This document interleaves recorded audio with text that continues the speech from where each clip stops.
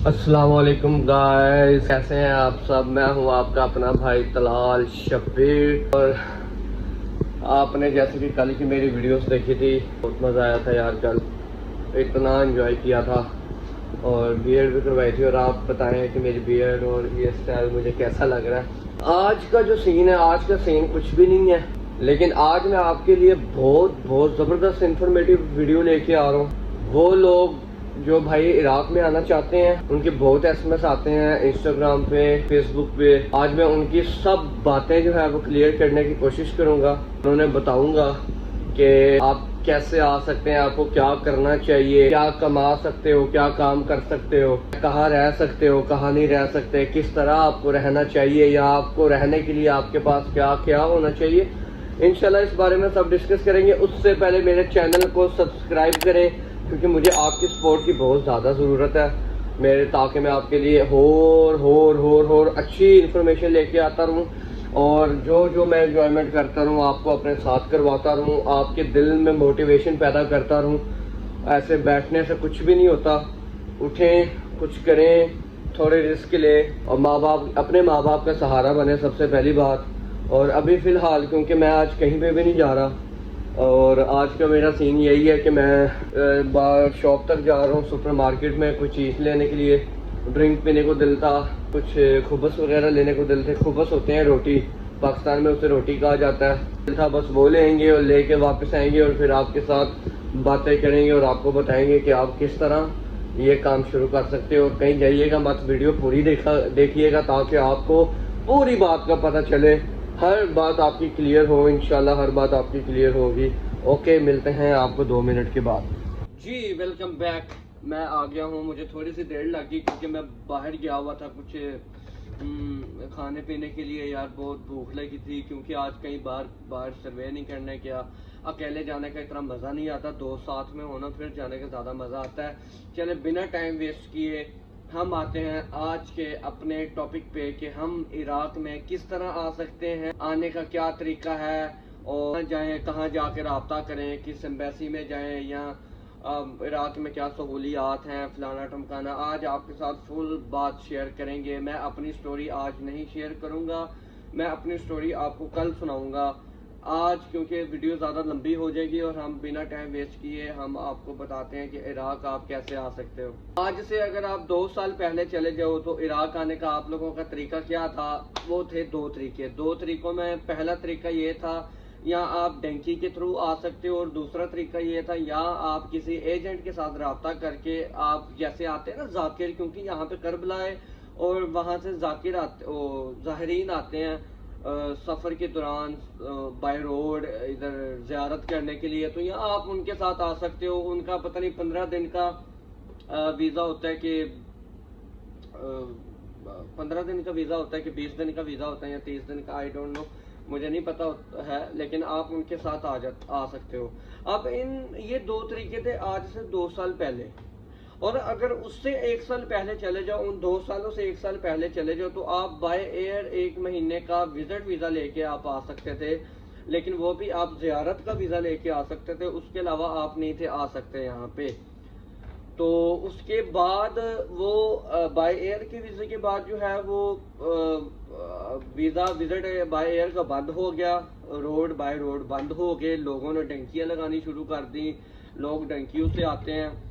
और उस विजिट के बंद होने के बाद बहुत आवाम है यार, 20%, आई होप के 20% जो आवाम है वो इस टाइम डंकी पे आई हुई है। उन दिनों में, आज से 2 साल पहले की बात कर रहा हूँ मैं, उस वक्त 20% आवाम जो है ना वो मतलब आई थी, डंकी पे आई थी। तो अब बात करने का मकसद ये है कि आप किस तरह आओ तो आपको ज़्यादा बेनिफिट है। देखिए जी, अगर आप डंकी पे आना चाहते हैं तो आपने रिस्क पे आना है। इसकी इतनी डंकी मुश्किल नहीं होती है जितनी बताई जाती है, लेकिन उसमें ये होता है कि आपको चलना लाजमी पड़ता है। सेफ डंकी होती है, आप इराक में पहुंच जाते हैं बड़ी सेफली तरीके के साथ। अगर आपका एजेंट थोड़ा अच्छा हो और वो आपको बड़े सेफली तरीके से पहुंचाता है, उसका नेटवर्क बड़ा स्ट्रॉन्ग होना चाहिए ताकि वो आपको सेफ इराक तक पहुंचाए। लेकिन उसमें ये बात होती है कि आप वो आपको किस वे से लेके आता है, कौन से रास्ते से लेके आता है, कोई लंबे रास्ते से लेके आता है, कोई शॉर्ट रास्ते से लेके आता है, कि मतलब ये है कि आपको 5 दिन चलना पड़ता है या 2 दिन चलना पड़ता है या 1 दिन। मतलब ऐसे दोस्त हैं कि जो 1 दिन में चल के भी पहुंचे हैं, 5 दिन चलते चलते भी पहुंचे हैं, कोई 10 दिन भी किसी को हो गए चलते चलते वो फिर पहुंचे हैं।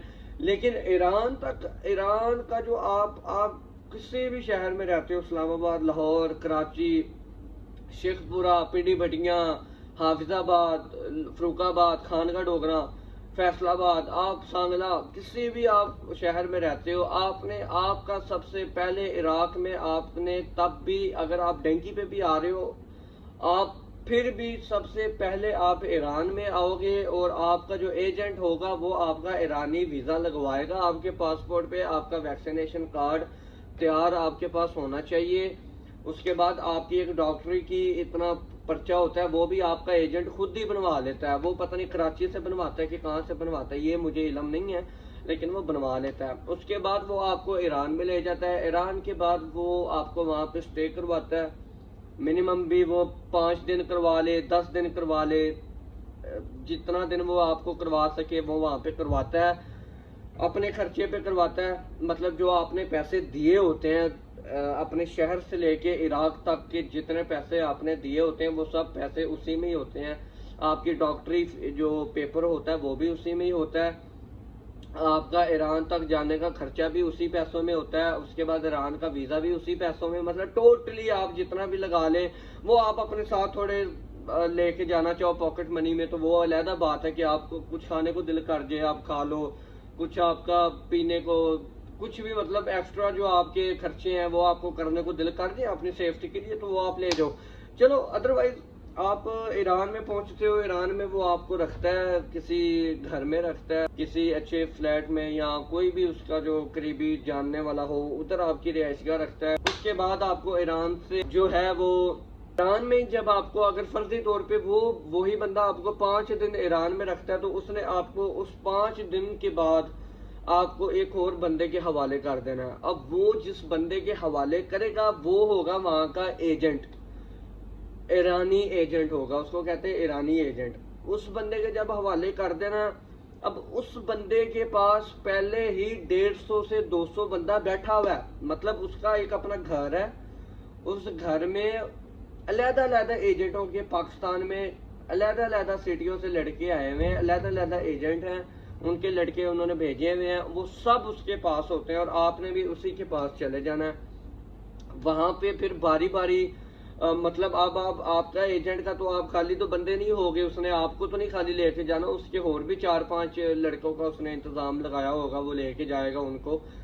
तो इसी तरह ही वो वहां पे ग्रुप होंगे, ये जी राशिद चीमे का है मुंडा जे, वो चौधरी साहब के इतने 10 लड़के हैं जी, फलाने राना साहब के इतने 20 लड़के हैं जी, इस तरह का हिसाब होता है। ठीक है, तो इस तरह ग्रुपों में वहां पे डिवाइड हुए होते हैं। फिर वो जो एजेंट होता है वो फिर सबके पासपोर्ट जो है वो कलेक्ट कर लेता है और कलेक्ट करने के बाद जो है वो सबके नाम लेता है कि भाई ये फलाना फलाना फलाना फलाना ग्रुप उठो निकलो। वो फिर आपको बाहर टैक्सी होती है, ईरान से आप टैक्सियों पे निकल जाते हो। जब आप टैक्सियों पे निकल जाते हो फिर आगे टैक्सी मिनिमम भी 3 घंटे 4 घंटे या आई डोंट नो जितना को दूर सुनो लेके जाना हो आपको उतना को दूर वो आपको लेके जाता है। और उधर फिर एक और रिहाइश होती है, वहां पे एक और रिहाइश होती है, वो फिर टैक्सी वाला आपको वहां पे छोड़ देता है, वो होता है ईरानी एजेंट। ठीक है, अभी तक जो एजेंट आपको मिले हैं या जिसने वो इतने ज्यादा बंदों को रखा वो भी पाकिस्तानी एजेंट ही था, जो ईरान में इतने ज्यादा बंदे को कलेक्ट करके तो आगे भेज रहा था। अब आगे आपको मिलना ईरानी, वो आपको वहां पे रखे 6 दिन रखे, 5 दिन रखे, 4 दिन रखे, जितने दिन भी वो रखे वहां से उसने आपको रख के तो उसने आपको भेज देना आगे। एक ट्रक खड़ा होगा या ट्राला होगा या पिकअप होगी या जो भी गाड़ी होगी वो खड़ी होगी, उसके अंदर डाल के उसने आपको भेज देना आगे। अब वो जो गाड़ी है वो चलेगी 2 घंटे, 1 घंटा, 3 घंटा, इतना मिनिमम भी 1-2 घंटा इतनी गाड़ी चलेगी। वो आपको गाड़ी सीधा ले जाएगी पहाड़ों के बीच में। अब उस गाड़ी के अंदर बंदे कितने लोड हो आप, मिनिमम भी मिनिमम आप जो हो वो जो ईरानी एजेंट के पास जितने बंदे आए थे उनमें से आधे बंदे, मीन्स कि अगर 200 बंदा आया था और उनमें से 100 बंदा जो है वो उठा लेगा और वो गाड़ी में बैठा के, ट्रक में बैठा के वो भेज देगा। आगे वो ट्रक चलता चलता चलता चलता एक पहाड़ी इलाके में पहुंचेगा। मतलब ये है कि ये मेन रोड है और ये मतलब यहाँ से आप मेन रोड क्रॉस करोगे तो ये आगे पहाड़ी इलाका है, पहाड़ी इलाका शुरू हो जाएगा। अब जब आप वहां पे, आप 100 बंदा वहां पे पहुंचोगे तो आपके पहुंचने के फौरन जैसे आपने वहां पे लैंड करना ना, उतरना है, तो आपने देखना है कि आपके अलावा भी 100 बंदा सामने खड़ा हुआ है, जिनमें औरतें भी होंगी, जिनमें बच्चे भी होंगे, जिनमें बुजुर्ग भी होंगे, जिनमें आंटियां भी होंगी, खाला भी होंगी, फुफियां, सारिया औरतें जड़ियां ने ना उत्थे खलोतियां होंदियां ने। आपकी डेंकी वहां से स्टार्ट होती है। अब वहां से स्टार्ट होने के बाद कितने शॉर्टकट तरीके से वो आपको लेके जाता है या कितने वो लंबे रास्ते से लेके जाता है, ये तो भाई करता है उन पे डिपेंड। और जितना आप लोगों ने चलना है या जितना भी आप लोगों का हिसाब होना है, उसमें एजेंट आपके बदलते जाने हैं। मतलब ये है कि अब पहाड़ में जो आप, पहाड़ में जिस टैक्सी वाले ने या ट्रक वाले ने आपको उतारा ना, उसके आगे अब एक और सॉरी एक और एजेंट ने आपको पकड़ लेना, वो अलहदा होगा एजेंट। जब उसने आपको पकड़ लेना, उसने कहना जी मेरे चुप करके ना सियाने नहीं बनना है, तो मेरे पीछे पीछे चलो। तो जे किसी ने तू तड़ाए की तो उन्होंने उठे लम्या पा के ना तो कुटा लग जाना।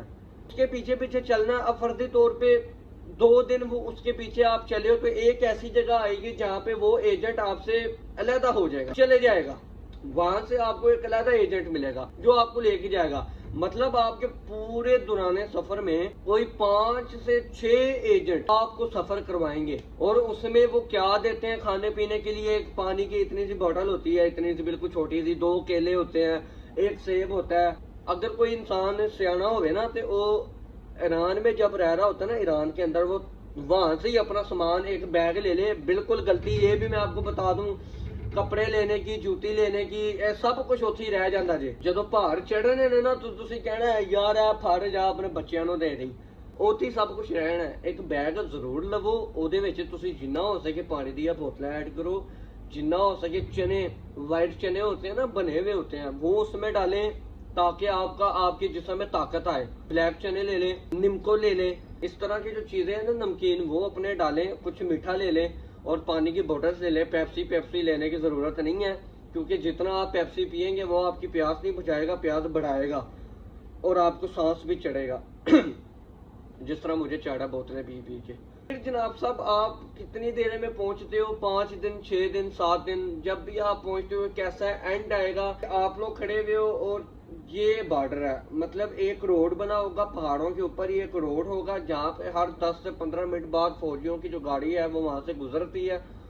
आपको बस यहाँ से वहां का जो सफर है ना, ये आपको भाग के तय करना है और इतनी मुश्किल बात नहीं होती है। क्यों?